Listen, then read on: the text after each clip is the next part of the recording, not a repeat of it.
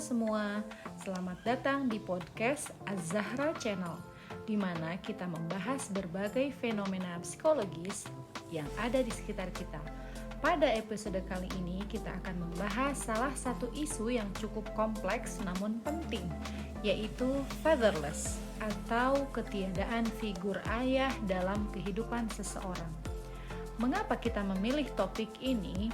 Karena banyak orang yang mengalami kondisi ini, entah karena perceraian, meninggalnya ayah, atau bahkan ayah yang secara fisik ada tetapi secara emosional tidak hadir. Kita akan mengupas dampaknya dari sudut pandang psikologi, mengaitkan dengan teori-teori yang relevan, dan memberikan saran bagaimana mengatasinya.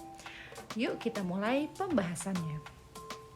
Pertama, apa itu fatherless? Fatherless merujuk pada kondisi di mana seseorang tumbuh tanpa kehadiran ayah, baik secara fisik maupun emosional. Fenomena ini semakin banyak terjadi di masyarakat modern, terutama akibat meningkatnya angka perceraian. Ada istilah father hunger, yaitu kebutuhan emosional yang tidak terpenuhi akibat ketiadaan figur ayah. Apa dampak yang terjadi secara psikologis? Dampak yang pertama secara emosional, anak-anak fatherless cenderung memiliki low self-esteem atau harga diri yang rendah. Mereka juga lebih rentan terhadap depresi dan kecemasan. Kemudian dalam segi dampak perilaku, anak-anak tanpa figur ayah memiliki resiko lebih besar untuk mengalami perilaku agresif atau bahkan delinkuensi. Pada remaja, ini dapat muncul sebagai kesulitan menjalin hubungan sehat dengan orang lain. Untuk dampak akademis dan karir, prestasi belajar dapat terganggu karena kurangnya dukungan moral. Tantangan dalam membangun motivasi jangka panjang juga lebih sering ditemukan. Contohnya semisal ada seorang anak laki-laki yang tidak memiliki figur ayah, cenderung mencari panutan di luar, yang sayangnya bisa mengarah pada pengaruh negatif seperti kelompok kriminal atau grup-grup yang minim akhlak, minim karakter yang baik. Kemudian apabila dikaitkan dengan teori psikologi yang relevan, pertama ada teori attachment oleh John Bowlby. Ketiadaan ayah dapat menyebabkan insecure attachment, seperti di mana anak merasa sulit untuk dekat secara emosional dengan orang lain, minimnya sentuhan bersama dengan ayahnya. Kemudian ada teori perkembangan psikososial oleh Erik Erikson. Pada tahap identity atau remaja, ayah sering menjadi panutan identitas. Tanpa figur ayah, remaja bisa mengalami kebingungan atau kesulitan menemukan jati diri. Kemudian teori social learning dari Bandura, yaitu seorang anak menjadi kehilangan role model, yang mana ayah adalah salah satu figur utama dalam pembelajaran sosial, terutama untuk pembentukan peran gender. Kehilangan ayah bisa menyebabkan ketidakseimbangan dalam memahami peran laki-laki atau perempuan dalam masyarakat. Selanjutnya ada teori self-efficacy oleh Bandura juga, yaitu kepercayaan diri yang menjadi rendah.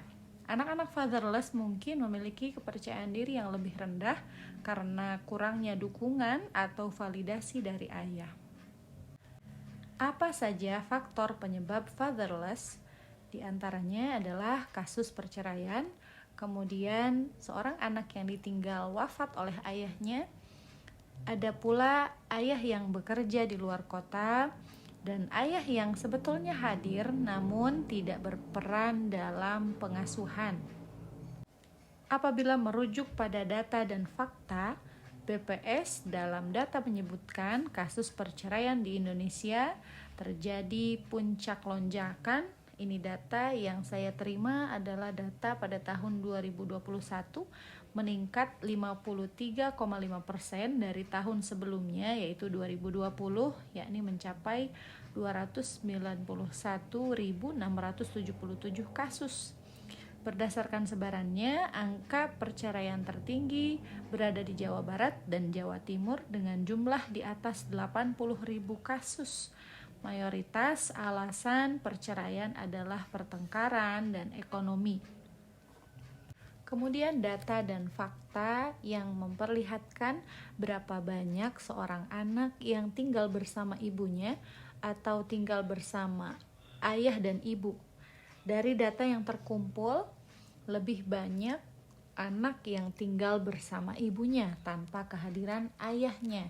Ini karena perceraian atau ayahnya meninggal atau karena ayahnya bekerja di luar kota. Jadi dapat disimpulkan bahwa banyak sekali anak-anak yang tumbuh bersama dengan ibu tanpa kehadiran ayah. Ini data di Indonesia. Lalu apa saja solusi yang dapat mengatasi fenomena ini? Yang pertama ada dukungan alternatif seperti pengganti figur ayah, yaitu kakek, paman, guru, atau mentor dapat membantu mengisi peran ayah yang hilang. Kemudian ada terapi keluarga atau konseling yang dapat membantu anak mengatasi trauma akibat ketiadaan ayah. Kemudian yang kedua, pentingnya komunitas yang bisa mensupport antara anak-anak yang sama-sama mengalami fatherless. Dalam komunitas ini nanti akan ada program mentor, baik itu di sekolah ataupun komunitas yang juga bisa menjadi solusi. Seperti yang sudah dilakukan di negara-negara maju dan negara-negara berkembang lainnya yang telah mementingkan fenomena ini. Kemudian untuk orang tua tunggal, bagaimana tugas dan peran yang harus dilakukan oleh seorang ibu?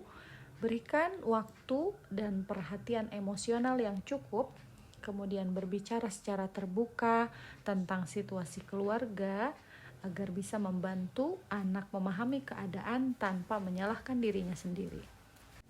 Pada kesimpulan akhirnya, kami menyampaikan bahwa fenomena fatherless membutuhkan pendekatan multidimensi yang melibatkan komunitas, lembaga sosial, dan juga pemerintah.